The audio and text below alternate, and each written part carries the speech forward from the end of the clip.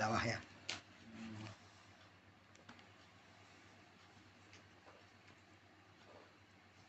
A'udzu billahi minasyaitonir rajim.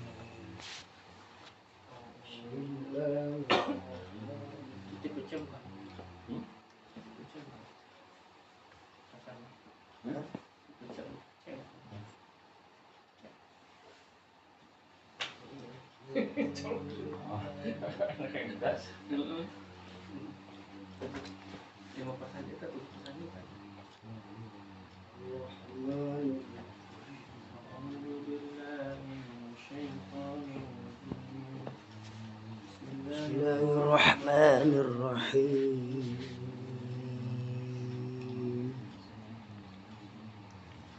ويستعجلونك بالسيئات قبل الحسنة وقد خلت من قبلهم المثلات وإن ربك لذو مغفرة للناس على ظلمهم وإن ربك لشديد العقاب ويقول الذين كفروا لولا أنزل عليه آيات من ربه إنما أنت منذر ولكل قوم هاد الله يعلم ما تحمل كل أنثى وما تغيض الأرحام وما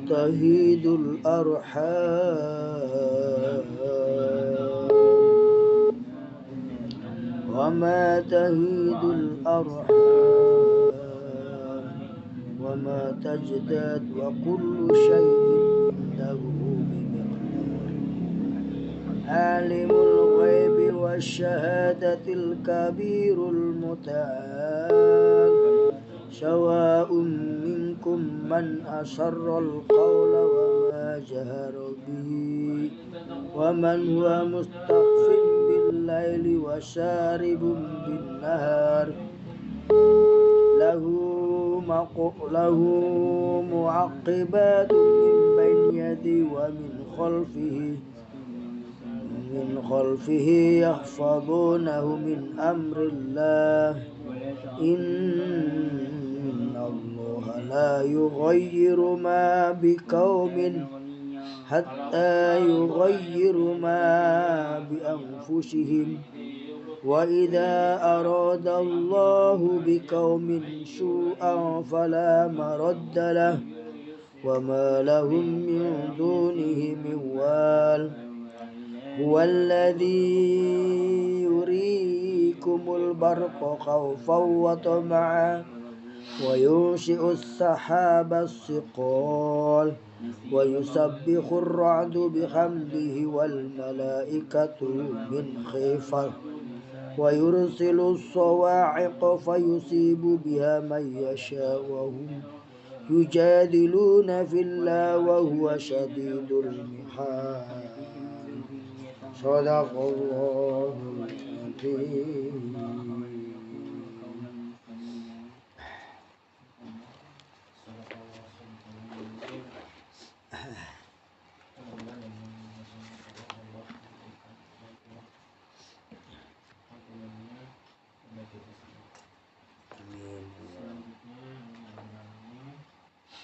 Selanjutnya ada Ustaz.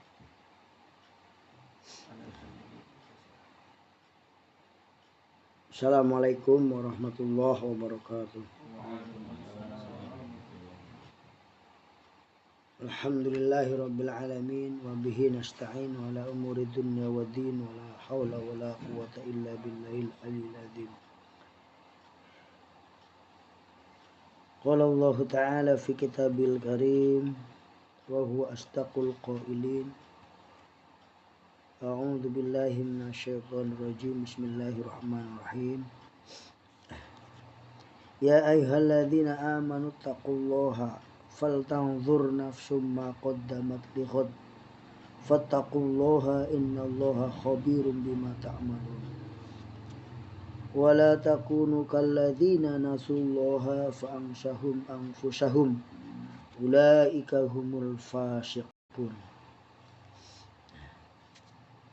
La yastawi ashabun nari wa ashabul jannah. Ashabul jannati humul faizun. Amma ba'du.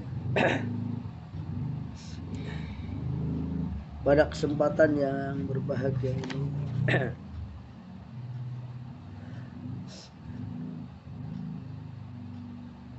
marilah kita bersyukur kepada Allah atas segala limpahan karunia nikmat yang begitu banyak, terutama nikmat kita bisa hadir di majelis. Itu adalah nikmat yang sangat besar. Allah gerakkan hati kita untuk hadir, Allah gerakkan pikiran kita, Allah gerakkan keinginan kita untuk hadir. Itu adalah sebuah nikmat yang sangat besar, menuju nikmat-nikmat yang lebih besar lagi nanti, insya Allah.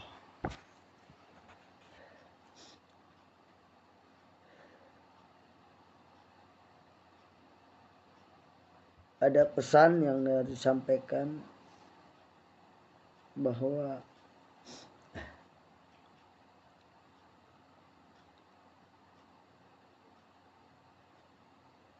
posisi di zaman sekarang ini selalu diuji kita. Ujian-ujian selalu datang, terutama kepada kaum muslimin. Kembali lagi saya yakinkan, saya teguhkan pada diri saya dan pada antum bahwa kewajiban kita terhadap dakwah itu sebenarnya hanya dua. Yang pertama meyakini dakwah, yang kedua membela dakwah. Nah, orang kalau nggak yakin gimana membela ya? Kalau kita lihat bagaimana sejarah Abu Bakar As-Siddiq sampai rela ya melindungi Rasulullah, yang pada waktu itu Rasulullah sampai dikatakan giginya terkena panah pada peristiwa perang Uhud ya. Abu Bakar dan para sahabat mengelilingi membela Rasulullah, membela dakwah, membela dai gitu. Itu menunjukkan bahwa kewajibannya memang bukan hanya meyakini dakwah, tetapi harus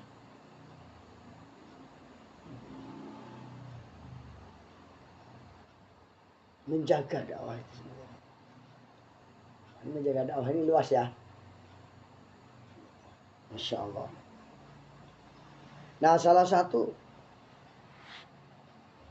tugas kita agar kita bisa menjaga dakwah dalam diri kita, karena Allah telah berfirman dalam Al-Quran dalam surat Ad-Dariyat mengatakan bahwa qu anfusakum wa ahlikum nar, jagalah dirimu dan keluargamu dari siksa neraka.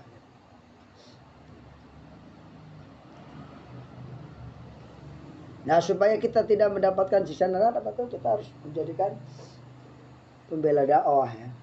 Karena orang yang membela dakwah itu jelas dalam surat Ali Imran ya, kuntum khairu ummah ya, sebaik-baik umat.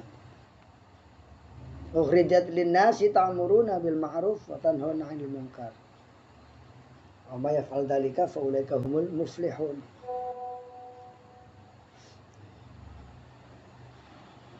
Karena itu ini sangat penting bagi kita, perlu kembali kepada asolah dakwah. Kok dakwah lagi Pak? Dakwah itu harus selalu diulang-ulang. Materi yang kita kuasain apa kira-kira untuk disampaikan dakwah, sehingga ketika kita menyampaikan di depan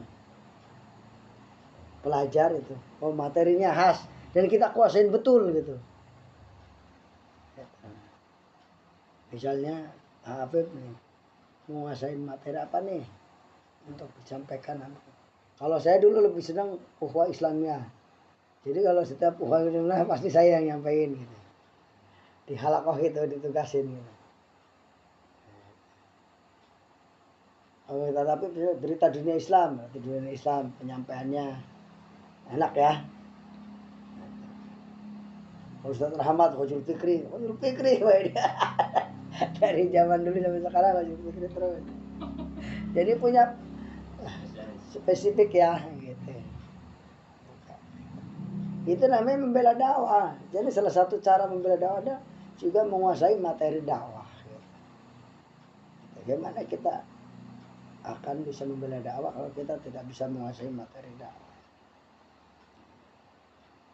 Atau ma'rifatul rasul. Saya mau ma'rifatul rasul lah. Dan materi rasul itu digali aja. Materi rasul itu materinya banyak sekali materi rasul. Nanti saya menyampaikan materi rasul pertama ini, materi ma'rifatul rasul kedua ini, materi ma'rifatul rasul ketiga ini. Jadi materi itu sebenarnya bermarhalah juga gitu. Seperti kita ngaji gitu. Jadi nggak cukup disampaikan satu gitu. Kalau misalnya saya ngajar itu surat Al-Quraisy itu pertemuannya bukan hanya sekali. Itu sampai 4 kali. Pertama adalah bagaimana membaca surat Al-Quraisy. Kedua menerjemahkan. Pertemuan ketiga isi kandungan. Pertemuan keempat baru evaluasi gitu. Harusnya seperti itu gitu. Jadi memberikan asar nantinya, pengaruh kepada dakwah itu sendiri.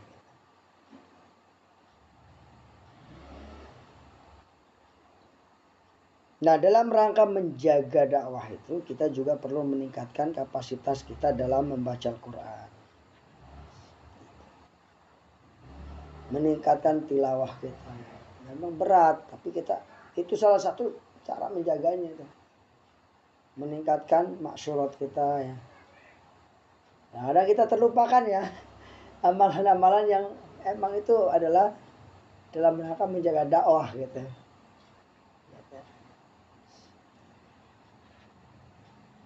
Silaturahim dalam rangka menjaga dakwah itu.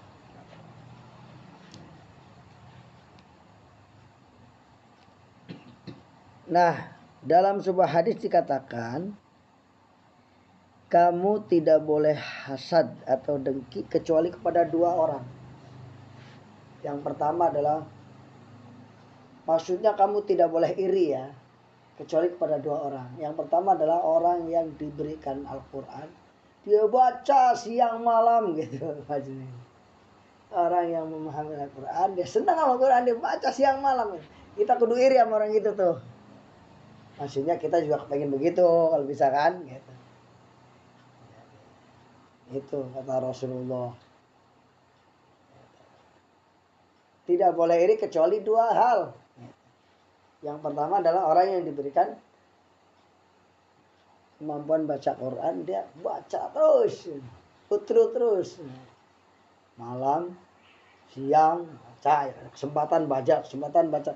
Oh dulu kan gitu ya, sampai diangkut hilang, disangkut hilang, ada lagi beli lagi gitu kita itu, ya di bis bawa Quran hilang, beli lagi gitu, senang resep gitu ya, beli Quran kecil deh ya, dibawa di saku gitu, kita menjaga wudhu kitanya gitu ya. Nah itu harus kita kembali lagi ke situ. Apalagi kita sekarang sudah ada HP kan, tinggal baca aja gitu. Udah insya Allah nggak hilang ya.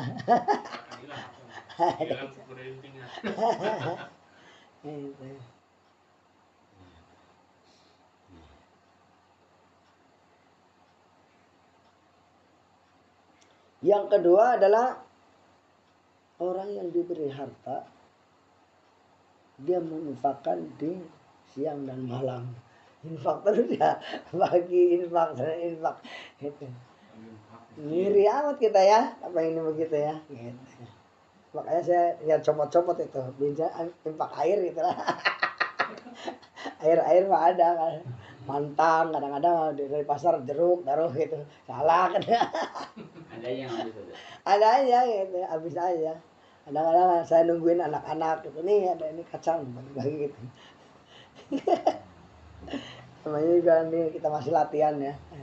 Gitu. Ya sebelum merusak biarin aja gitu. Diisi aja. Saya isi gitu.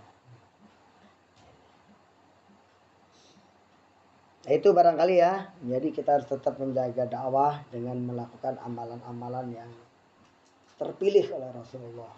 Adapun amalan yang terpilih salah satunya adalah tilawatul Quran dan sedekah. Sedekah itu bukan hanya dengan harta atau dengan sedekah, bisa dengan senyum, sedekah dengan baca tasbih, sedekah dengan baca la ilaha illallah, sedekah dengan baca hamdalah. Itu sedekah kalau kita nggak mampu. Bahkan di sekarang ini bangun tidur katanya suruh senyum, latihan 40 kali katanya, pengen datang rezeki mah. Senyum aja. di depan cermin gitu, afirmasi diri. Gitu. Jadi karena senyum itu memberikan energi positif. Atau sambil lihat impiannya, kamu pasti kebeli motor misalnya gitu. Impiannya atau apa gitu, mau umroh kamu pasti bisa umroh insyaallah gitu kan, sambil senyum gitu, senyum. Sedekah, jadi sedekah itu juga luas. Yang terutama jangan sampai kita tidak sampai membaca Quran dalam satu hari, minimal 5 lembar gitu.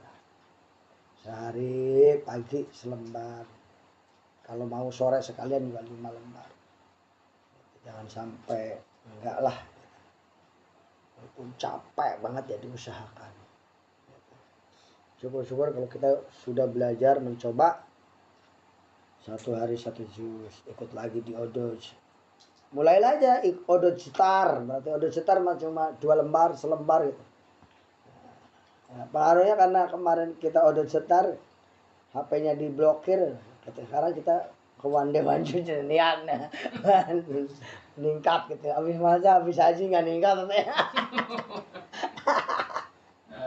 Aduh ya baik. Ini kemarin waktu di Mekah nggak khatam sama sekali tuh, domain yang Ustaz Ali gitu. Dasar lo badel lah ya. Dasar malas katanya. Di sana pahalanya gede itu. Saya sakit alasan baik. Nggak ada alasan. Saya ngurusin orang yang sakit. Saya sakit. Ini teman-teman banyak yang dapat berapa kali khatam. Emang kan banyak waktu sebenarnya. Semata dirasa cinta kita pada Quran dan nah itu saja barangkali ya turunan yang harus saya sampaikan, bahwa kita harus betul-betul menjaga dakwah ini. Salah satunya yang sangat penting adalah kehadiran di tempat majelis. Yang kedua, infak di jalan Allah. Gitu. Kalau bisa, insya Allah bisa ya. Gitu. Ya insya Allah, kita tinggal mempertahankan ya, sedikit-sedikit. Insya Allah. Wallahu a'lam bishawab. Assalamualaikum warahmatullahi wabarakatuh.